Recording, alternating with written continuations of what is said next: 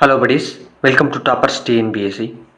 இந்த வீடியோவில் நம்ம polity previous year question paper 2020 2023 வரைக்கும் கேட்கப்பட்ட கொஸ்டினை தான் ஒவ்வொரு பார்ட்டாக பார்க்க போகிறோம்.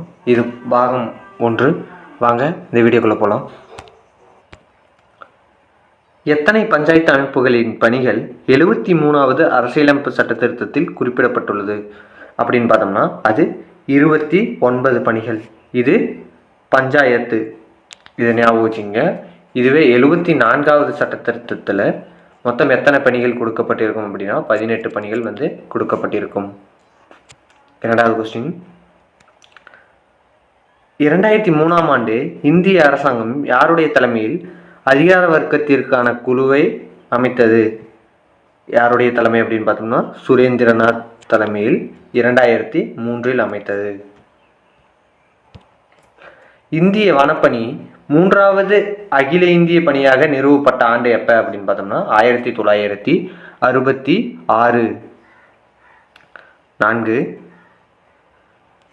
இந்திய அரசின் தலைமை சட்ட ஆலோசகர் இந்திய அரசின் இது யாரு அப்படின்னு பார்த்தோம்னா மத்திய அரசின் தலைமை வழக்கறிஞர், அட்டார்னி ஜெனரல் ஆஃப் இந்தியா.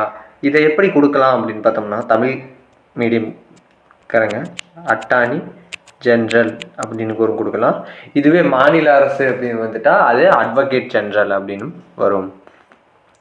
அடுத்ததா, நாடாளுமன்றத்தின் முதல் கூட்டுத்தொடர் நடைபெற்ற ஆண்டு எப்போ அப்படின்னு பார்த்தோம்னா 1960. இதற்கான ஆர்டிக்கல் என்ன அப்படின்னு பார்த்தோம்னா ஆர்டிக்கல் 108. இந்த கூட்டுத்தொடருக்கு தலைமை தாங்குபவர் யார் அப்படின்னா மக்களவை சபாநாயகர் தான் இந்த கூட்டத்திற்கு தலைமை தாங்குவார். இதை கூட்டத்தை கூட்டுபவர் குடியரசுத் தலைவர் கூட்டத்தை கூட்டுவார். ஆனால் தலைமை தாங்குபவர் சபாநாயகர். இந்த கூட்டத்தொடரை பற்றி பார்க்கணும் அப்படின்னா பாராளுமன்றத்தில் மசோதாவில் ஒரு அவையில் நிறைவேற்றப்பட்டு மற்றொரு அவையில் நிலுவையில் இருக்கும்போது, ஞாபகம் வச்சுங்க, நிலுவையில் இருக்கும்போது கூட்டம் கூட்டப்படுகிறது. கூட்டத்தை கூட்டுபவர் குடியரசுத் தலைவர். இந்த கூட்டத்திற்கு தலைமை தாங்குபவர் சபாநாயகர். அந்த சபாநாயகர் இல்லாத போது அது துணை சபாநாயகர் தலைமை ஏற்பார். சபாநாயகர் துணை சபாநாயகர் இருவரும் இல்லையே அப்படின்னா மாநிலங்களவை துணைத் தலைவர் தலைமை ஏற்பார். இதுதான் முக்கியமான வேர்டு, ஞாபகம் வச்சுங்க. சபாநாயகரும் துணை சபாநாயகரும் இல்லை அப்படின்னா மாநிலங்களவை துணைத் தலைவர், அதாவது துணை குடியரசுத் தலைவர் தான் இந்த கூட்டத்திற்கு பொறுப்பேற்பார். இதை ஞாபகம் வச்சுங்க. இந்த கூட்டத்தில் இந்த கூட்டத்தோட மசோதாவில் எந்தவித பரிந்துரையும் மேற்கொள்ள இயலாது. இதுவரைக்கும் கூட்டத்தில் நடைபெற்ற 3 மசோதா என்னென்ன அப்படின்னு பார்த்தோம்னா, ஒன்று வரதட்சணை தடுப்பு மசோதா, அது 3 முறை கூட்டம் நடைபெற்றிருக்கு. ஒன்று வரதட்சணை தடுப்பு மசோதா, அதற்கு தலைமை ஏற்றவர் யார் அப்படின்னா டாக்டர் ராஜேந்திர பிரசாத். தலைமையேற்ற சபாநாயகர் கூட்டத்தை கூட்டியவர் ராஜேந்திர பிரசாத். தலைமையேற்றவர் MA ஐயங்கார். இது வரதட்சணை தடுப்பு மசோதாவுக்கு, அதாவது abolition of dowry provisional act அப்படின்னு ஒன்று இருக்கும். மே 6 to 9 இது நடந்தது. இதற்கு கூட்டத்திற்கு தலைமையேற்றவர் சபாநாயகர், அவர் பேர் MA ஐயங்கார்.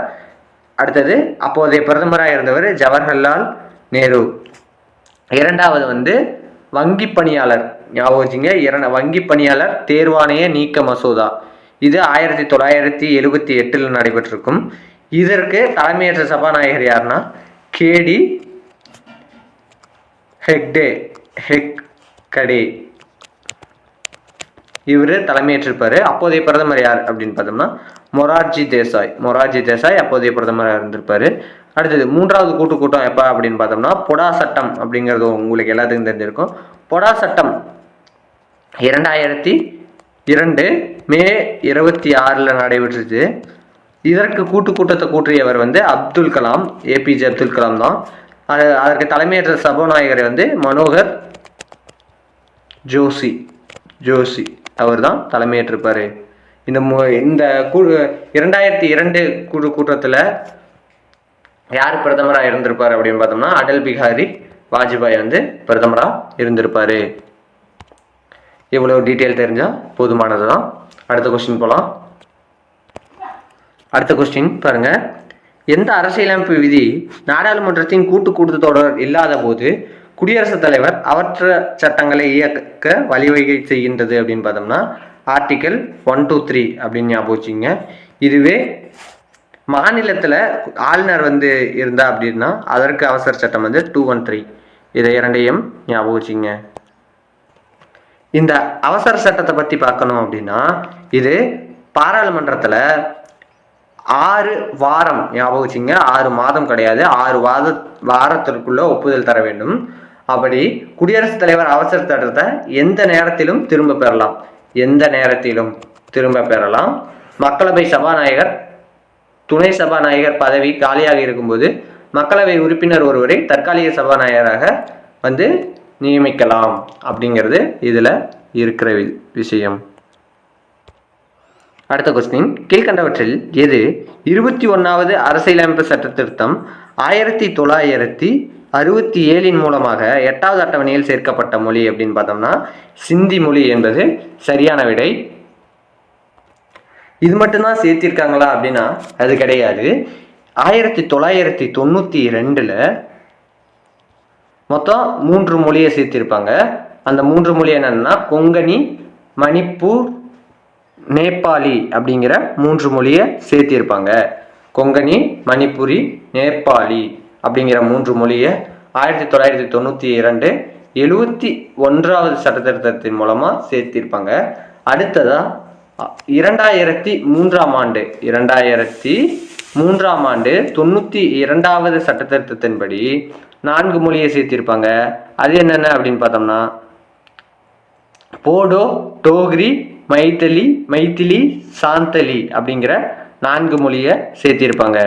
இது ஞாபகம் வச்சுக்கோங்க. அடுத்த கொஸ்டின், எந்த அரசியலமைப்பு சட்ட திருத்தத்தில் சமதர்ம மத சார்பின்மை முகப்புரையில் சேர்க்கப்பட்டது அப்படின்னா இதற்கு நீங்கள் 42வது அரசியலமைப்பு சட்ட திருத்தம்னு சொல்லிடுவீங்க. இதை பற்றி கொஞ்சம் ப்ரீஃபாகவே பார்க்கலாம். ஏன்னா இந்த 42வது அரசியலமைப்பு சட்ட திருத்தம் ரொம்ப இம்பார்ட்டன்ட் அப்படின்னு சொல்லலாம். இந்த 42வது அரசியல் சட்ட திருத்தத்தை நம்ம சிறு அரசியலமைப்பு அப்படின்னும் வரையறுக்கலாம். இது மட்டும் இல்லாமல் இதில் 3 வேர்டு வந்து சேர்க்கப்பட்டிருக்கு. ஒன்று சோசியலிஸ்ட் சமதர்ம, செக்யூலர் அப்படின்னா சமய சார்பற்ற, இன்டெகிரிட்டி அப்படின்னா ஒருமைப்பாடு அப்படிங்கிற 3 வார்த்தைகள் வந்து சேர்த்திருப்பாங்க. எதில் அப்படின்னா முகவுரையில். இது மட்டும் கிடையாது, ஆர்டிக்கல் 4A அடிப்படை கடமைகள் வந்து சேர்க்கப்பட்டுச்சு. 51A அப்படிங்கிற அடிப்படை கடமைகள் வந்து சேர்க்கப்பட்டுச்சு. தீர்ப்பாயம் ஞாபகம் வச்சுங்க, தீர்ப்பாயங்கள் 14A அதுவும் 42வது அரசியலமைப்பு சட்ட திருத்தத்தின் மூலமாக தான் சேர்க்கப்பட்டுச்சு. 223A 323A 323B அப்படின்னு சேர்க்கப்பட்டுச்சு. இதுவுமே ரொம்ப முக்கியம்.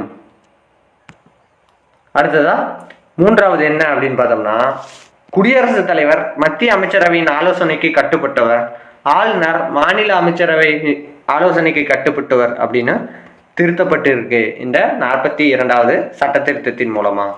ஞாபகம் வச்சுங்க, இதெல்லாம் திருத்தப்பட்டிருக்கு.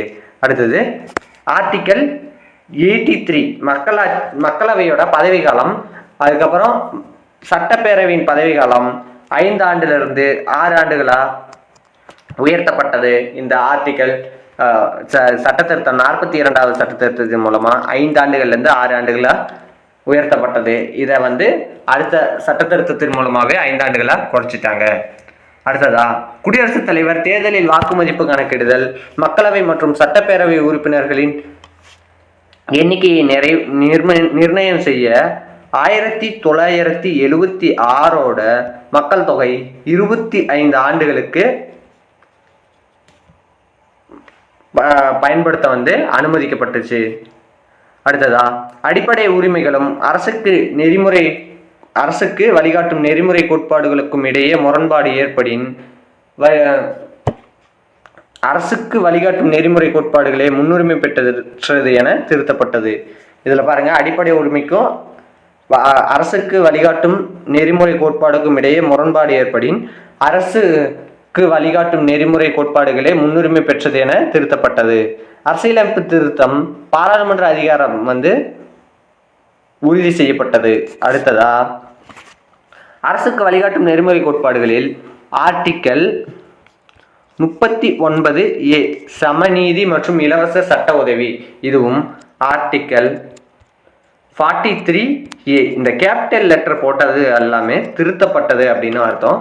இதை ஞாபகம் வச்சுங்க. இது நடவடிக்கையில் தொழிற்சாலை மேலாண்மை நடவடிக்கையில் தொழிலாளர் பங்கு பெறுதல் அப்படிங்கிறது ஆர்டிக்கல் 43A. இதுவும் அடுத்தது ஆர்டிக்கல் 48A, இதுவும் திருத்தப்பட்டிருக்கு. இது சுற்றுச்சூழலை பற்றி அதுவும் திருத்தப்பட்டு இருக்கு. இது போதும், ஓவரா நம்ம மெசேஜ் வாங்க வேணாம்.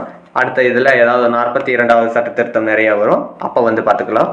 இதுவே ரொம்ப ஓவர் ஆயிடுச்சு. அடுத்த கொஸ்டின் 9. உருது மட்டுமே ஆட்சி மொழியாக இருப்பது எந்த மாநிலம் அப்படின்னு பார்த்தோம்னா அது ஜம்மு காஷ்மீர். இந்த உத்தரப்பிரதேசத்தில் என்ன மொழி பேசுவாங்க அப்படின்னு பார்த்தோம்னா ஹிந்தி. உத்தரப்பிரதேசத்தில் ஹிந்தி, மத்திய பிரதேசத்துலேயும் ஹிந்தி தான். அடுத்தது கோவா அப்படின்னு சொன்னால் அங்கே என்ன மொழி பேசுவாங்க அப்படின்னு பார்த்தோம்னா அதை பற்றி தகவல் இல்லை. இந்த உத்தரப்பிரதேசத்தில் இன்னொரு மொழியும் பேசுவாங்க. நான் சொல்கிறது ஆட்சி மொழி கிடையாது.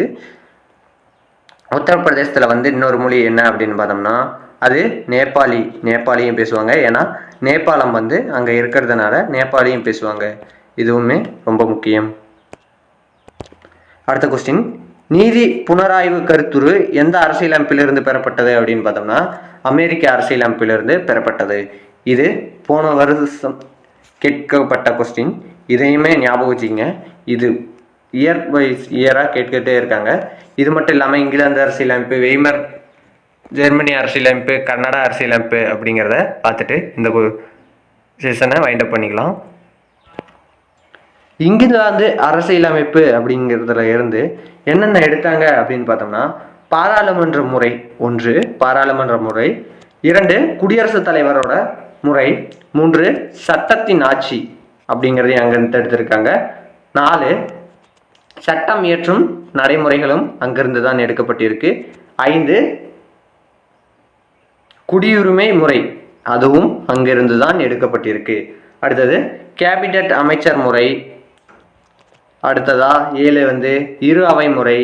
8 ரிட் நீதி பேராணையும் அங்கிருந்து தான் எடுக்கப்பட்டிருக்கு. நீதி புனராய்வு வேற, நீதி புனராய்வு ஜுடிஷியல் ரிவ்யூ அது வேற, நீதி பேராணை ரிட்ஸ் இதுவும் அங்கிருந்து தான் எடுக்கப்பட்டிருக்கு. இது ஆர்டிக்கல் 32 அப்படின்னு சொல்லப்படுது.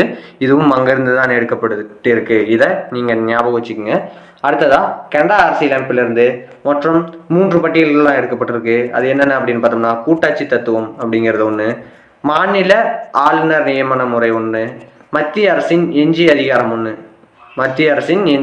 1, இது மட்டும் எடுக்கப்பட்டிருக்கு. அடுத்ததா ஜெர்மனியிலிருந்து, இதுதான் முக்கியம், முகவரியில் குடியரசு, இது ஜெர்மனியிலிருந்து எடுக்கப்பட்டிருக்கு. அடுத்ததா முகவரியில் சுதந்திரம், சமத்துவம், சகோதரத்துவம், இதுவும் அங்கிருந்து தான் எடுக்கப்பட்டிருக்கு. இது இரண்டையும் ஞாபகம் வச்சுக்கோங்க. இந்த முகவரியில் சுதந்திரம், சமத்துவம், சகோதரத்துவம் அப்படிங்கிறது பிரெஞ்சு தத்துவம் 1789 வருது. அது இந்த வெய்மர் ஜெர்மனி அரசியலமைப்பிலிருந்து எடுக்கப்பட்டிருக்கு. இதையும் ஞாபகம் வச்சுக்கோங்க. இது ரொம்ப இம்பார்ட்டன்ட். இதோட இந்த வீடியோ முடியுது. இந்த வீடியோ பிடிச்சிருந்தா லைக் பண்ணுங்கள், ஷேர் பண்ணுங்கள், சப்ஸ்கிரைப் பண்ணுங்கள். நன்றி.